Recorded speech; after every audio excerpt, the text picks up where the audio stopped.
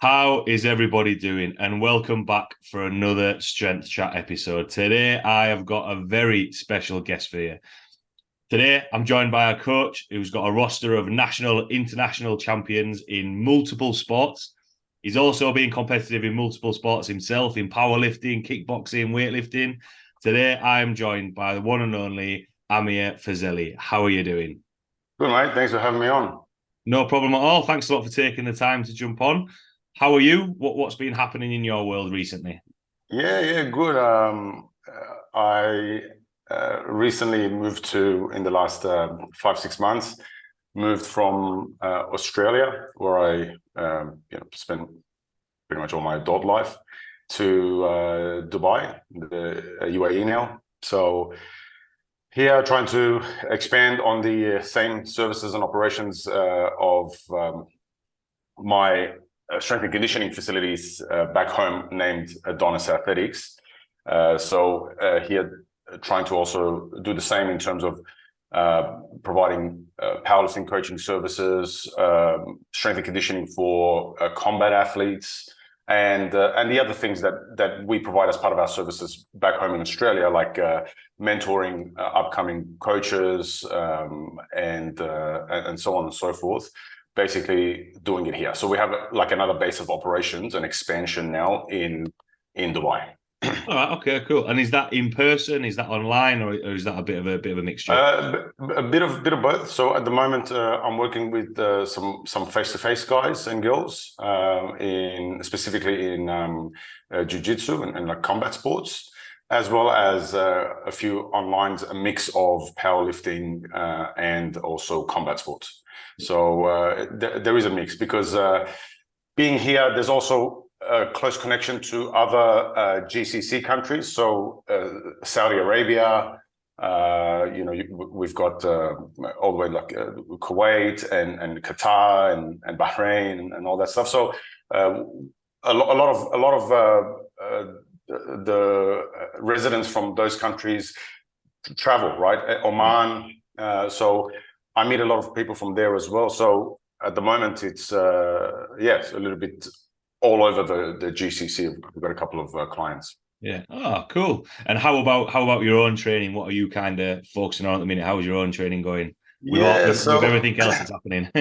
yeah, so like obviously my background is like for the last since 2010 has been powerlifting and like competitive powerlifting at international level or high level, and ever since COVID hit, so COVID was obviously 2020. In 2019, we had to qualify. I wanted to go to one more World Championships, at least one more, maybe one last one. And in Australia, the way you qualify is you have to win gold at the nationals in order to secure your spot for your weight division, because typically they just take one person per weight division. Yeah. And so trained really hard, got the gold medal at nationals in 2019, and then COVID hit in 2020, so they canceled everything, canceled World Championships, and it kind of took the wind out of my sails a little bit because I like to train for something, Yeah. And it had been so long that I was doing, powerlifting at like the highest level. Before powerlifting, before I started my gyms, I was pretty heavily into combat sports. So I started boxing when I was in like mid high school, yeah, and then from there moved on to Muay Thai and mixture of that and wrestling and things like that. So I kind of missed it, and I thought, okay, maybe this is a chance to, or a sign to, give powerlifting a little bit of a rest, competitive powerlifting anyway, and sort of go back to combat sports. So I started back at wrestling. Being Iranian heritage, wrestling is a national sport in Iran.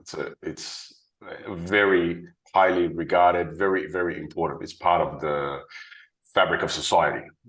So got back into the wrestling and really, really fell in love with it. And now I have taken everything that I learned, from the powerlifting years and everything else that I did as part of, my strength and conditioning coaching. And now I sort of, I guess the term these days is hybrid athlete, right? So a little bit of a hybrid athlete. So I still do the powerlifting in terms of training. So like if I wanted to compete, I'm within 95% ready to go. If I'm given a good solid 3 to 6 month runway, I can be ready to compete at high level, powerlifting wise. And then wrestling also, it's its own thing. I really enjoy it. It's a new thing for the brain, for the mind. New skills to learn, and completely different dynamics to powerlifting in the sense that it's an open skill sport. Right, the person in front of you doesn't want to get taken down. He fights back, unlike a barbell. So it has its own challenges, especially in terms of sports psychology, which is actually one of the things I geek out about a lot, and have always since I was like early into training and sport and competing. So it gives me a chance to really sharpen the sports psychology things as well, so that I can pass it on to my clients. It's really helped me because a lot of the things that I used to do in powerlifting, the sports psychology was the confidence was, I kind of did sort of innately, and I could never always put it into words. Yeah. But when you get into a combat sport and you get more and more practice in it, and you start to think a little bit more deliberately as to like, what are you thinking at this point? So then how can you teach this so others can also do the same thing, right? So they can become more confident. So that's helped me in my coaching now, in order to be able to take a powerlifter that's got a comp coming up. Maybe they're always anxious, they don't want to compete, they have reservations about it, or on the day they make a mistake, they don't know how to bounce back from that mistake, and also apply to other of my combat sport athletes, like clients. We've got a couple of them got like MMA fights coming up, BJJ competitions coming up, and they naturally are apprehensive, a little bit anxious about the outcome. What if this? What if that? So it's a good way for me to be able to add more to my services than just like, here's a strength program or here's a fitness routine. Strength and conditioning is supposed to be holistic in that regards. The sports psychology side of things is dramatically underestimated, underutilized. It's just almost non-existent. It's like left up to chance a lot of times these days. There is nothing deliberately done, and in any sport really, at especially the higher level, everybody knows how to powerlift. Everybody knows how to wrestle. Everybody knows how to do jiu-jitsu at the higher-ish levels and above. So they don't really need to know any more. It's not like, obviously there's always room for improvement, but that's not where you need to max out. It's the approach, the mental approach. So this is very important, and I think combat sports is the ultimate test. And if you can be calm and in control in a combat sports situation, something like powerlifting, it's just a walk in the park. You're just working out. That's all you're doing, really. It's not a big deal. Yeah. And with that, kind of like two kind of follow-up questions from that. Obviously, gave a little bit of background to your own training there. What kind of made you gravitate towards coaching? How did you get involved in coaching? And then the other part is, obviously you've listed quite a lot of sports there where you've competed yourself, and obviously working with quite a broad range of athletes now in multiple sports. What's kind of the lessons that you've learned from each sport where you can develop that mental strength, mental toughness? I'm not sure which word I'm going for there. So I know that's kind of like a two-part question there, but how did you gravitate towards coaching, and then the lessons learned from those other sports to then apply that to your coaching? So back in high school, I actually, like, my early teens, was pretty lazy and out of shape, and like my dad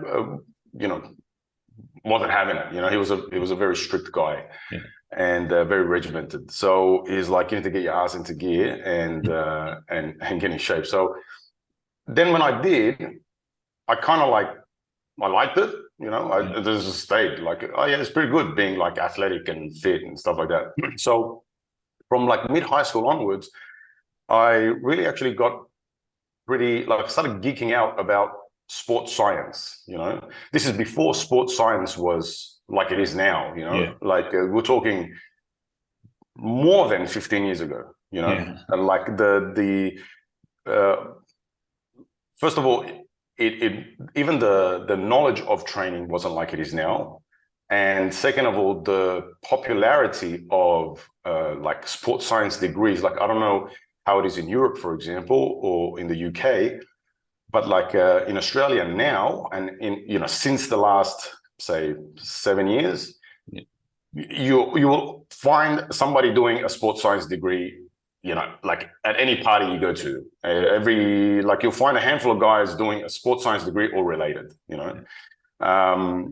But that was like sort of not a thing back then. So I started like really geeking out about training and like the fact that you can know how to put together a structured set of instructions of what exercise to do for how many sets and how many reps, and it will give you this type of results. Like that's pretty cool, you know. And then like then there's like the technique that goes with the lift and how many exercises you're supposed to do. So I just wanted to be like the know-it-all kind of guy, you know, back then about when it came to like, you know, training. And even back then, so, you know, this is when I'm like 15 years old. So this is like early 2000s. And I stumbled across like Westside Barbell articles and things like that on forums on the internet, you know. And I used to look at these guys and look at their numbers, and I used to be like, man, people lift that much? Is that even? I don't think I could ever do that. You know, like that's what I used to always say to them, like, I don't think I could ever do that. But that's pretty cool, you know. And so this took me on a bit of a journey. Like I was just always hanging out on forums, you know, before YouTube, before Instagram, way before all that crap. It was just forums on the internet. It was just like constantly read, like talk, chat to others, get books, especially like on like Russian methods of training, like old Soviet methods of training. And then I knew from like late high school, I wanted to one day be involved in strength and conditioning somehow, training athletes mainly.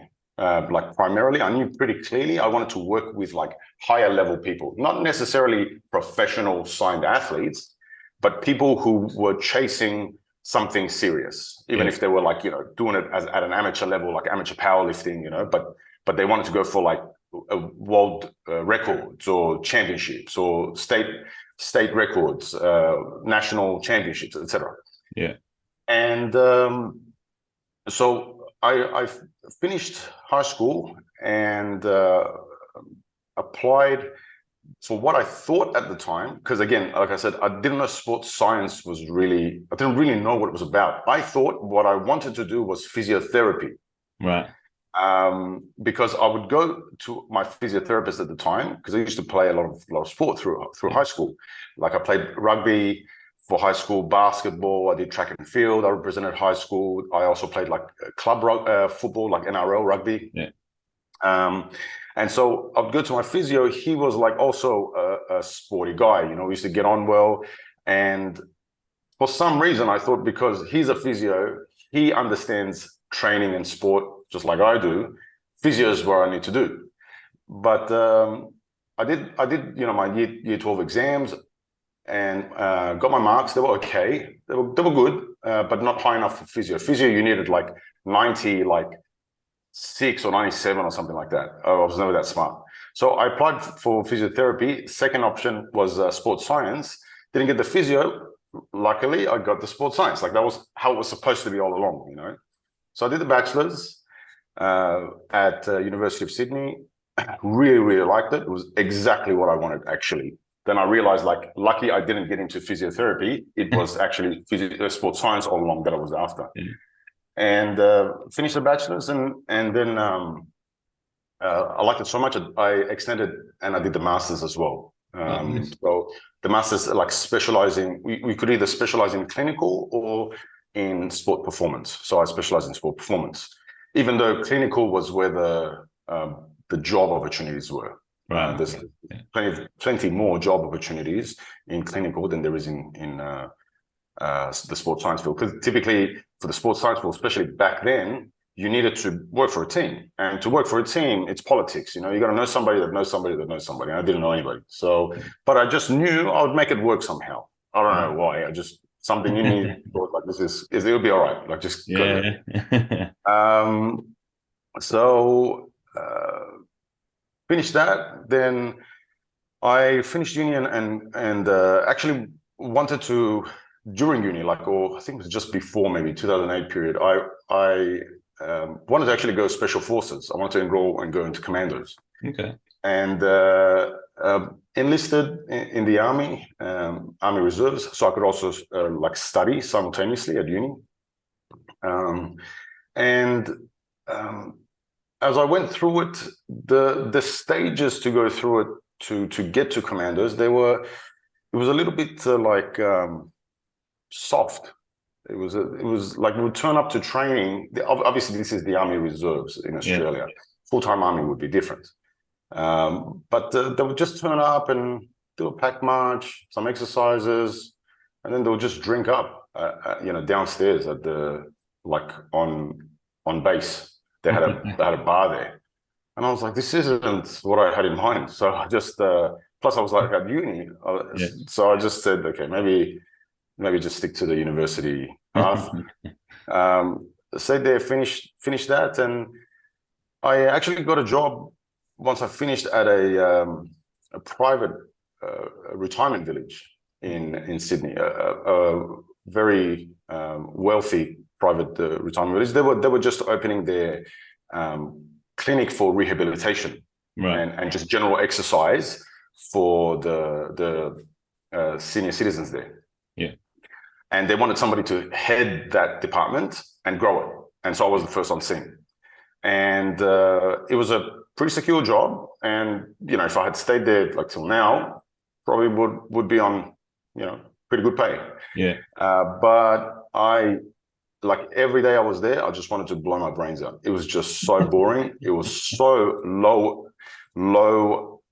intensity, such low amount of mental stimulus. Mm-hmm. And no challenge that it was absolutely no fun. Yeah. So I handed in my resignation, despite my mum's pleading not to. And I started working the doors in King's Cross in Sydney as a bouncer for a few years. And after a couple of years, I had saved some money. And obviously, I was still young, so I wasn't, I didn't really care too much. I wasn't really in that mental state of hurry up and do something with your life at that point, But eventually, I sort of did, right? One day I was speaking to my best friend, and I was like, you know what? Maybe it's time to open that gym that I always talked about when we were younger. So I had a little bit of money saved. At the time, it was maybe just under $20,000 Australian. And that's everything I had that I had saved from all the years of doing security at the clubs. So looked for a place, found a place eventually, maybe the second or third place, put a deposit down, got things together. It was about 150 square meters. That's it. Started buying some equipment, started growing the gym. That was the first branch of Adonis Athletics. Nice. And I obviously couldn't fill the gym and, all the expenses that were involved with $20,000. So it was like a half-empty gym, basically, that slowly as time went on, I would save a little bit more money and then buy dumbbells, and save a little bit more money and then buy a leg extension, save a little bit more money and another power rack, So it was like a gym that was kind of built as it went. It wasn't ready and presented to people, as I went. So that's kind of how I got into coaching. And then obviously now since then, 2010, now we have 5 branches of Adonis Athletics in Sydney. They're all specializing in strength and conditioning. So we house a lot of like powerlifters, weightlifters, strongmen, athletes, recreational level people as well who just want to train like that, train a little bit more focused, more seriously. And as far as like the sports psychology side of things, all those other sports that I played, through high school, taught me things sort of subconsciously, especially like rugby, naturally, like anything that's a little bit more tougher, in terms of like open skilled movements, open skilled sports, right?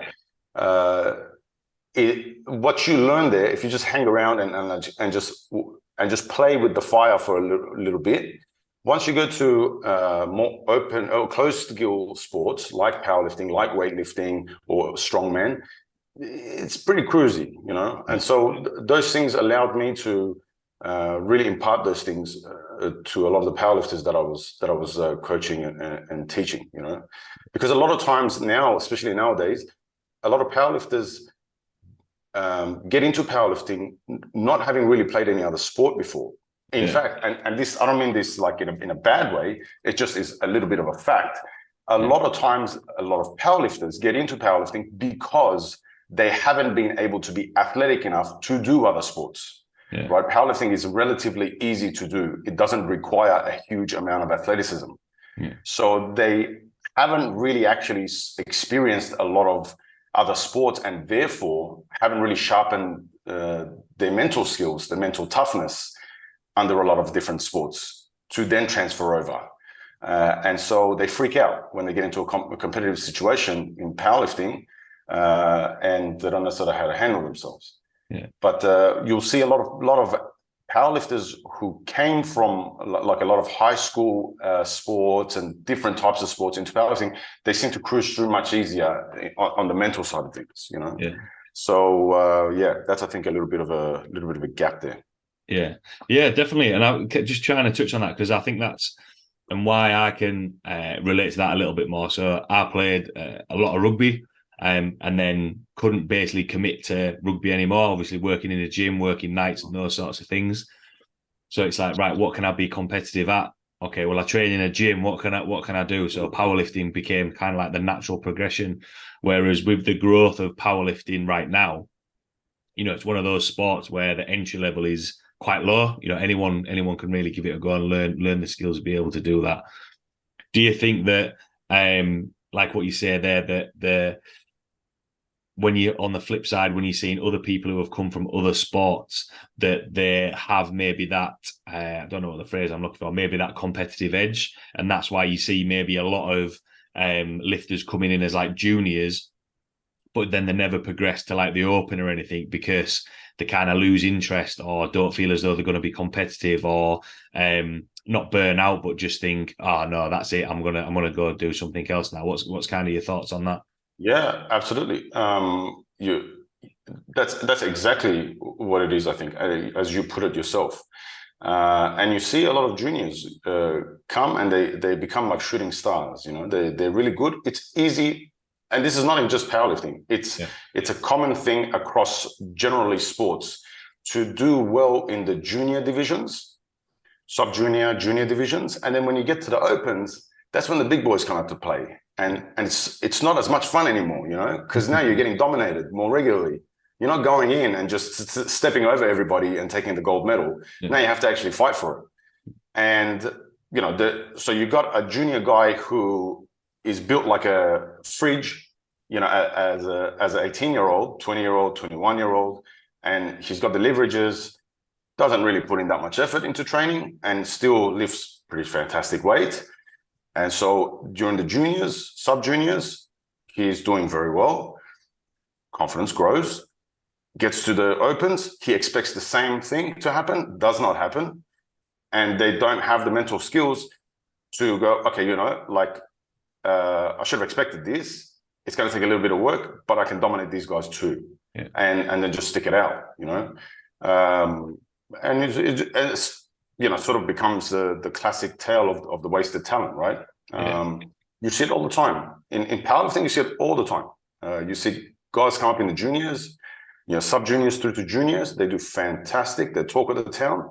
They get to opens, they're afraid. Yeah. Not because they don't have the skill anymore or the talent anymore. Their expectations was way off, out of whack, and they are not willing to just face a little bit of ass kicking for a little bit of time until the body adapts, because it's primarily the strength aspect, and it takes time to grow. So that means for a couple of years you're probably just going to have to hang around somewhere in the top 5, maybe top 10. You might not stand on the podium, but if you're willing to hang around, you get back on the podium. Not everybody does. Yeah, and with that, because you've mentioned there, it's going to take time to, get stronger and develop that, and actually spend some time competing in the open, from progressing from being a junior, spending time actually in the sport. Flipping over to kind of the psychology side of things, where do you think confidence lies in that, or lack of confidence, and how much that can actually impact performance? So I think confidence is what's a bigger word than mandatory? Like, whatever that word is, that's how important confidence is in sport, right? And coincidentally, I'm actually just now putting together a course for my athletes who are competing, especially the combat sport athletes and stuff like that, on developing confidence in your sport. The reason is because in sport, if you're competing and if you want to at least enjoy competition, forget about winning, right? If you want to win, you have to. But even if you want to just enjoy competing and do it regularly and, make it fun, you have no choice but to be confident. You have to develop confidence. You have to. If you don't think that you can do well, the chances of you being able to do well is so much lower than you even deluding yourself, because that's actually what confidence is, right? Which I'll maybe get to in a second. It's better to delude yourself to thinking that you can win, you can beat these guys and still lose, because your chances of winning are higher in the second instance than in the first one. You cannot beat somebody when you can't even beat them in your mind first. The chances of doing that is so much lower. And so the confidence that's built is a little bit false in the sense of, like, with the juniors coming into the opens, because it's based on a different scenario, a different situation. And part of building confidence is, like I said, is the delusional part. And I'll explain that in a second. But part of it is also having kind of like a backup plan as to what might go wrong and how you're going to deal with what's going to go wrong, right? Because it's not always a case of I'm going to walk in there and take everything over. You have to also be prepared for 3 to 5 things that could go wrong, and then how you're going to deal with it.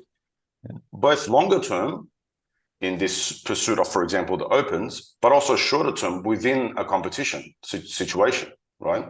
Now, so a lot of times my athletes go, a lot of this, because a lot of giving exercises, mental drills to do, and they say, this all sounds like you're deluding yourself. And I say, exactly right. That's exactly what it is. And I'll tell you why. So firstly, the brain doesn't know the difference between like what's being imagined, as long as it's being imagined vividly, and what's reality. And whatever you tell yourself enough for a long enough period of time starts to become your reality. So an example of delusion turning into reality is when you started riding your bike, right? The first time you started riding your bike, you kept falling. You got back up, you kept trying, you kept falling, scraped your skin, did not feel good. People were probably even watching, right? You not only had no proof that you can do this, you actually had proof that you can't do this because you kept falling, right? But somewhere inside you, you knew that this is possible. It's going to happen. Like, you're going to ride a bike. You can do this, right?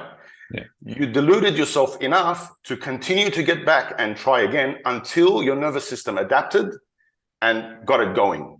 Yeah. Got the right balance, movement patterns, and actions happening so that you can ride a bike. That is actually what confidence is, like, in an instant, right? Yeah. But it happens over a longer period of time. So the first part is to be delusional. And a lot of athletes, a lot of top-level athletes, if you pay attention, the way they say things to protect their confidence and their self-esteem is actually very delusional. And so people who are not in the sporting world, at least not in the competitive sporting world, they just watch sport on TV while they have beer and whatever. They go, oh, look at this guy. Like, what's he talking about? How delusional, you know? Yeah. But they don't understand that the mind of somebody at that level ticks differently to your mind. They frame things in different ways to continue to protect and develop that confidence. So there is an attitude about them. There is a bit of a cockiness about them. There is a bit of a delusion about them. Yes. And that's why they are at the level that they are. Yeah. It's a bit like that from what you said there. It's a little bit like what was going through my head is like the self-fulfilling prophecy, you know, thinking about, right, you know, if you think it or want to be that person or want to be competitive or want to achieve something, the more you say something, the more, you know, it's going to happen, or maybe, you know, trick yourself into be able to doing that, you know, and even down to like, you know, changing habits or anything like that. You mentioned there that you've given your athletes drills to work on. What are kind of the best practices or drills that you use? Because I do think confidence is a lot. I think a lot of athletes can lack confidence, and is something that they need to work on. They don't have that. You know, because sometimes I'll say to lifters and athletes, you know, back yourself, believe in yourself, you know, and you know that's a big part of it, because like what you touched on earlier in terms of a skill, if we're talking about powerlifting, that skill can be taught and learned. And once you start gravitating up, you know, at the highest level, people are going to know how to squat, bench, and deadlift. But, you know, why is it that they may bomb, you know, their squats or anything like that? So what's kind of the best practices that you use, or the methods that you use with your athletes? Yeah, so there's quite a bit of like different drills and stuff like that. You know, the obvious ones are like visualization, right? And I hesitate to use this word because people associate it with like a woo-woo crap, but affirmations, right? Yeah. But like something very simple that anybody listening right now can utilize is basically like affirmations. But hear me out. I don't mean affirmations like standing in front of a mirror and just saying things to yourself like repeatedly again and again, right? Yeah. So one thing you will notice, and people listening to this will probably notice about themselves, right? As a coach, I notice this all the time. Somebody will finish a set of squats, let's just say, right? The set, to me, when I'm looking at it as an observer, was just fine. It was, you know, it was a heavy weight, so intensity was high, and you know they were supposed to do it for 3 reps, and I knew, and that's the point. It's supposed to be a difficult triple, right? But the person, because they naturally lack that confidence, they'll do the triple, and the second one is somewhat slow, and the third one is even slower, naturally, right? This is completely normal in my eyes and in the eyes of anybody else who's been around the game long enough, right? That's how it's supposed to be. They'll put the bar back, and the first thing you see them do or say is they'll slouch. That was very slow, you know, they'll say that was very slow. That was not good, you know. All of these add up. Whatever you tell yourself, it's like putting money in a bank account, you know. You're either putting money in or you're taking it out. And that bank account is your confidence bank account, right? You're either putting money in or you're taking money out. And doing it one time, especially for somebody who has lots of confidence, might be a drop in the ocean, no big deal. But the thing is, people do this repeatedly after every set, after every rep sometimes, week after week, month after month, year after year. So what you've got is somebody who has no confidence, who easily gets shaken. Everything has to be perfect for them to feel good about what they did. But the thing is, that's not how it works. Like, you shouldn't need to be in a perfect situation, a right temperature of the day. You woke up with a great sleep. You've had great hydration. You've this and this and this and this for you to perform at an acceptable level. Yeah. You should be able to go and get things done and dig a little deeper, even when things fall through a little bit, right? So one of the first things I get people to do is to, after everything that they do, let's just take powerlifters in this case, after a set that they do, to stop and tell themselves, pick out deliberately, they have to dig, even if they have to dig, what was good about that set, and congratulate themselves about the things that were good, right? Yeah. And they're not allowed to say what was bad about that set, but rather what they should improve upon in the next set. What do they think that they could do better that would make this next set even better than the set that was? And so you constantly getting somebody to now be in this self-dialogue of, like, the good things that happened, how they are improving, how they just did something really great, like they executed, man, that was a really good deadlift set, you know, they say to themselves, kept the bar close like I'm supposed to, you know, speed was good through the sticking point, I think this is getting better, you know. Yeah. And you do that after the first set, second set, third set, all the sets, then the next day, and then the next week, and then the next month, and see what happens after 12 weeks in your lifting capabilities, you know. You feel better when you step up to the bar. Like, you, even if something goes wrong, you have a better ability to overcome that problem, because something is going to go wrong a lot of the times, right? In a competition, you might miss a lift, you might get red lighted because the referee was asleep, whatever. It's out of your control, but you have to move past it. People dwell on it, right? Oh man, I missed the squat, what am I going to do? Why did that happen? Go tell the referee this. Forget about it, just move on. You've got 3 benches and 3 deadlifts to go. Make sure you nail those ones, you know. And so the more that you dwell on it, it just keeps robbing you of energy, like mentally just draining you, just this leak in the bucket, drip by drip. And then by the end of the day, when the 3rd deadlift comes around, they've got nothing. They're fried, mentally exhausted because of just dwelling, you know, and just robbing themselves of that confidence. So that's one of the first things I try to teach people that I work with, is like, when I catch them, especially, you know, if they finish a set and they start to immediately accentuate negatives or have a bad body language, slouching, head down, sigh, you know, you get them to do the opposite. Stand up straight, chest out, smile. It was great. What did you do good on that set? Forget about what you did bad. It was good.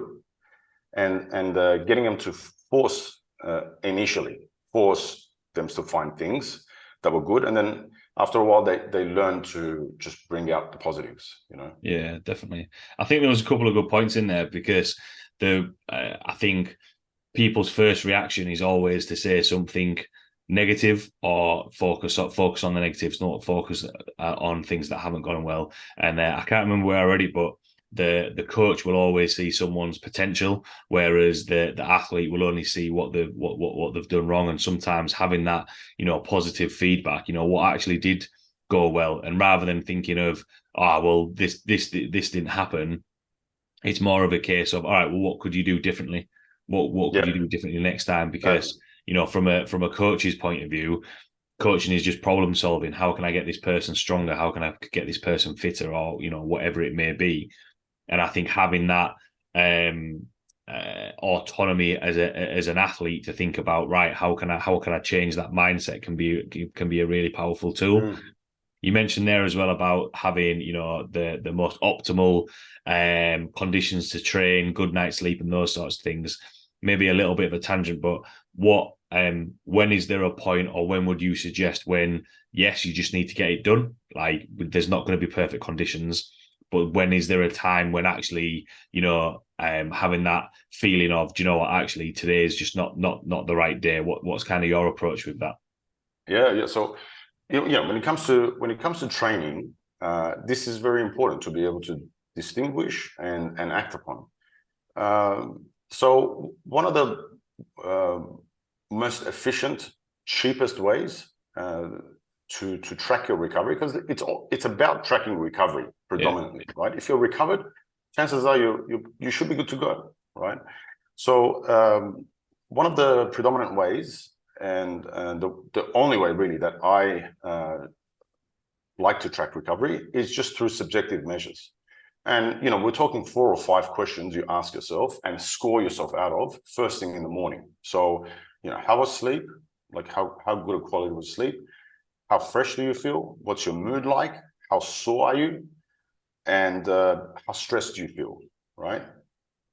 Things along that nature. Now, people listening to this, they can slightly change some of those questions, but you see where it's going, right? It's mood, energy, and recovery related questions, right?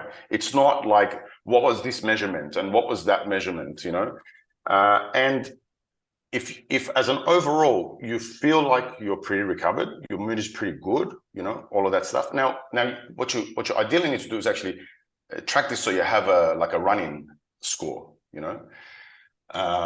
instead of just doing it like after 1 or 2 days, right? Because your score. So normally we score this out of 20, out of 25, because it's 5 questions, 5 out of 5 each. So the perfect score is 25, right? Yeah. And so within a certain range, we might say, okay, if it's from this range to this, for example, if it's from like 21 to 25, carry on as normal, right? If it's from like say 17 to 21. Keep the intensity the same, but you need to drop some volume maybe, right? And so on. So as the score goes lower and lower, like then the next stage might be you need to drop the weight and volume, like the intensity and the volume, right? And then if it's lower than that, like just sit it out. It's not, you don't need to train, you need recovery. But in addition to that, what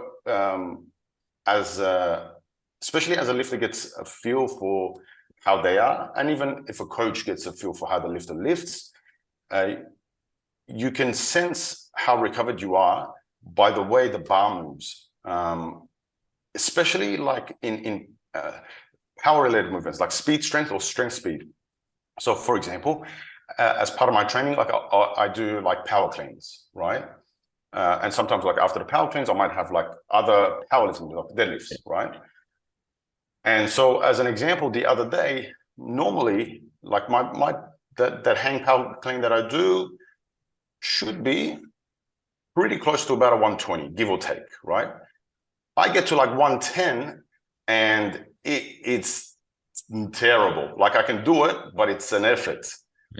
So I know something is up, right? I know something's going on. The recovery is not there. The performance is not going to be there for today.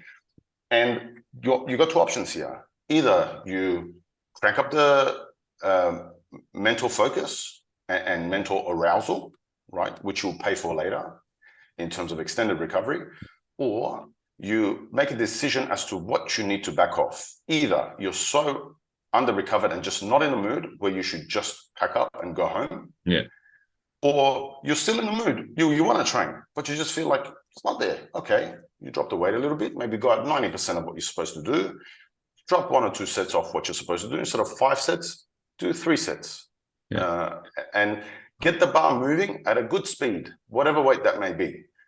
Go home, rest, and give yourself a few days, not a few days, 1 or 2 days. You come back and you'll be fine, and you carry on with it. But what usually people do is, no, the program says 225 today for 5 sets of 5, rain, hell or shine, I'm doing it, I'm not going home, Earphones go all the way inside the skull, the nose talk comes out, and they're blowing out their eardrums. People are yelling at them. They're getting a back slap just to get 5 reps of something, And they finish all the sets, all the reps. They are drained, like they can't even hold a conversation. And it's like, to add to that, it's probably like a night session. So now they can't sleep properly because they're so wired. And what was the point of that? Yeah. You would have still gotten a training effect if instead of 225, you went to 200 and you did 3 sets of 3. There would have still been a training effect. And you would have been fine. You wouldn't be as drained. You would still maybe even speed up your recovery process because you did some movement. And then you can come back and do it again, like in a couple of days. Instead of now, you need like probably double the amount of days to recover for the next session. Not to mention that your session next day, if you've got squats or bench or whatever, that's for sure going to be affected now. Yeah.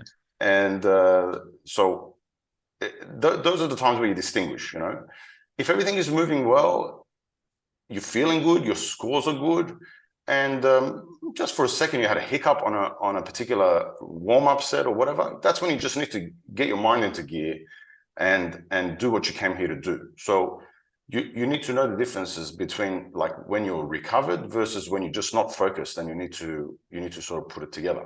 Yeah. On competition day, you're there. You have to compete. Well, it doesn't matter how you feel. You're there now. So yeah, whatever you got to do, ammonia, earphones, whatever. It's time to go. Yeah, definitely. I think that's a really good point. And one thing that you've said there is, just keeping it simple. How are you feeling? How are you feeling that day? And just having, some targets to work off, because, I think everyone thinks that progress is going to be linear. And he's just going to keep moving forward. And if they're not doing what's exactly that's written down, and like what you mentioned, those optimal, conditions to train, that if they're not doing what's written, they're actually taking a step backwards. Whereas actually the analogy that I always use, it's a little bit like driving through traffic. Sometimes you're in the outside lane, absolutely cruising, overtaking people. Sometimes you're in the middle lane, trying to look to push on a little bit. Or sometimes you're in the first lane, just ticking along. Sometimes you're stuck in a traffic jam and things like happening. And that's a good one. Yeah, and I think sometimes with that, people forget that you're still going to get to that end destination, but you've got to take in other variables, like you might have had an argument with your missus, you might have had a rubbish day at work, you might be tired, you might have changed jobs, you might have moved. There's loads of other things that can impact absolutely. That, which depending on the level on the level of what you compete at, that might change, because you might have a lot more control over other variables, but there's still going to be things that are going to be slightly outside of your control. Whereas what you can control, like you listed a couple there, can you decrease the intensity, decrease the volume of what you're going to do? Can you do something else that you're going to get a little bit more out of, which I think, I don't know whether this is the right phrase, but is okay to do, which I think people think that, as coaches, that you've got to do this or else you're going to lose all your progress, which just isn't the case. One thing that I just wanted to touch on, because we've spoken about building confidence. What's your take on, have you experienced it, or, can it have a negative impact on performance of overconfidence? It's a good question, and it's kind of like situation specific. So the immediate answer is yes, there's absolutely a thing as overconfidence, to the degree that it can give you a blind spot, right, and make you miss things that you should have done, or not respect the opponent enough or the competition enough, right? It can make you miss things, give you blind spots. So in that sense, yes, there is absolutely such a thing as overconfidence. There's just not such a thing as too much confidence, if that makes sense. Right. I hope that makes sense. Like, you can and should get all the confidence you can acquire, but not at the expense of strategy, is what I'm saying. Yeah. I guess that's probably the best way to put it, because you see it all the time, right? And if you or anybody listening to this follows MMA, the UFC, just recently, Israel Adesanya had a fight with Sean Strickland. Nobody gave Sean Strickland a chance, And I was watching, and I was like, I don't know. I think people are a little bit, because even in the interviews, you can see Sean Strickland saying things like genuinely, he just likes fighting. He likes the journey. He goes, I don't care about the belt. I don't care about all that. I just like to fight. I just genuinely enjoy fighting. I want to fight with other men. Like, that's what I want to do. That's a very dangerous person to go up against. He doesn't care about outcomes. He just wants to fight, But Izzy's coming in, he's a champion, the world loves him, thinks he is, XYZ, which is a fantastic fighter, skill-wise, undeniable, right? But he thought he's just going to run through this guy. And he stood in front of him. And so that, for me, was an example of overconfidence. He really, I think, underestimated how good Sean can be, or not even like so much good, but like how much of a problem he can be for him, Yeah. And you see it all the time in sports. It's not the first time, you see it with all types of sports. People just get overconfident, and it costs them strategy. They make strategical mistakes. But it's not a bad thing to have an abundance of confidence. It's just when you get blinded by it, that's a problem. Yeah, I think that's a good way. I've not actually really thought about it like that. But when you're saying there about strategy, having a plan, like I think you mentioned earlier, think about 3 to 5, situations of what's going to happen from there. Because if you're going in with all the bases covered and tactics, you're going to be able to adapt on the fly. And I think that's the thing, when we're talking about training and competing, that's sometimes when you need to be able to be adaptable, because if you're rigid and not willing to adapt, then that's when, if you've only got one plan and that doesn't work, it's kind of like, well, right, what are you gonna do from there? So quite a lot of topics covered there, and a couple of tangents thrown in. But the last question that I like to ask, from everything that we've spoke about today, and for everyone listening, what would be your take-home points or words of wisdom? For powerlifting specifically, take-home points. Honestly, I think too many people take the sport of powerlifting too seriously as the center of the universe. And if they learn to be a little bit more chill about it, they would enjoy the process more. And in doing so, actually make better progress long term. I personally, I started in 2010, didn't have any particular goals with powerlifting, like not anything particular, I just wanted to do good and be really strong. That's really why I started training when I was in my teenagers, because I was never a strong kid. All my friends were, and I just wanted to one day be like freakishly strong. And so I just started getting into powerlifting because, I started my gym and I was in a gym all day. So I couldn't do the combat sports anymore. So I just did powerlifting.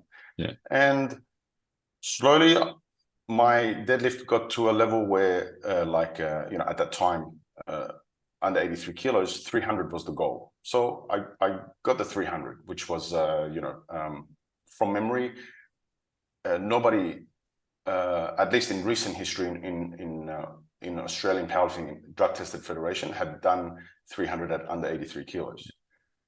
And then I just kept going up, and then I realized I can get, I'm on the way to a world record. Then I broke the world record in the deadlift. And all the while, through this entire thing, I was never obsessed about powerlifting. I used to hear about my friends who used to watch the training sessions of XYZ lifter on YouTube. And I'll be like, are you serious? So you sit there and you watch this guy do his squat, bench press, and accessories for an hour and a half on YouTube? Why? Yeah. Like, it's just training. It's just like you're working out. What's the big deal, you know? I through all that time, I was never obsessed about a particular powerlifter, like where, you know, you would follow them. You see, it's very common now, right? And I'm not saying any of this to be like a holier than thou attitude. I'm just telling you facts, right? And I'm getting somewhere with this.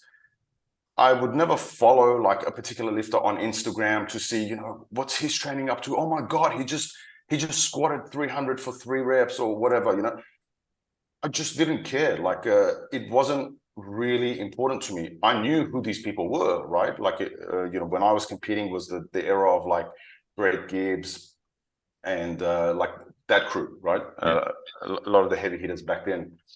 But I was never starstruck or anything like that by any of them. They were good friends. They were top guys, right? They were nice people to hang out with.